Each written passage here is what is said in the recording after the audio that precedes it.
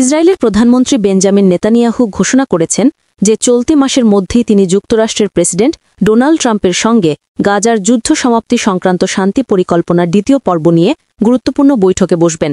রবিবার ৭ ডিসেম্বর এক সংবাদ সম্মেলনে তিনি জানান, যুক্তরাষ্ট্রের প্রস্তাবিত শান্তি পরিকল্পনার দ্বিতীয় ধাপ প্রায় চূড়ান্ত, তবে বেশ কিছু গুরুত্বপূর্ণ বিষয় এখনও সমাধান বাকি। নেতানিয়াহু বলেন, দ্বিতীয় পর্যায়টি খুব কাছে, তবে কয়েকটি মূল ইস্যু এখনও চূড়ান্ত করা প্রয়োজন। তিনি উল্লেখ করেন, গাজায় ভবিষ্যৎ নিরাপত্তা ব্যবস্থা, আন্তর্জাতিক শান্তিরক্ষী বাহিনী মোতায়েনের সম্ভাবনা এবং যুদ্ধ পরবর্তী প্রশাসনিক কাঠামো এগুলোই এখন আলোচনার প্রধান বিষয়। যুক্তরাষ্ট্রের প্রস্তাবে বলা হয়েছে, গাজার দীর্ঘমেয়াদী নিরাপত্তা নিশ্চিত করা, হামাসের সামরিক সক্ষমতা সম্পূর্ণ নিষ্ক্রিয় করা, আন্তর্জাতিক নিরাপত্তা বাহিনী মোতায়েনের সম্ভাবনা পর্যালোচনা করা, যুদ্ধ পরবর্তী পুনর্গঠন ও প্রশাসনিক কাঠামো ঠিক করা। স্থায়ী শান্তি প্রতিষ্ঠার লক্ষ্যে ইসরায়েল, যুক্তরাষ্ট্র ও আঞ্চলিক অংশীদারদের সমন্বয় জোরদার করা। যদিও পরিকল্পনাটির অগ্রগতি দ্রুত, তবুও গাজায় আন্তর্জাতিক নিরাপত্তা বাহিনী যাবে কিনা এবং যুদ্ধ পরবর্তী প্রশাসনে কারা থাকবে, এই দুটি বিষয় এখনও হট টপিক।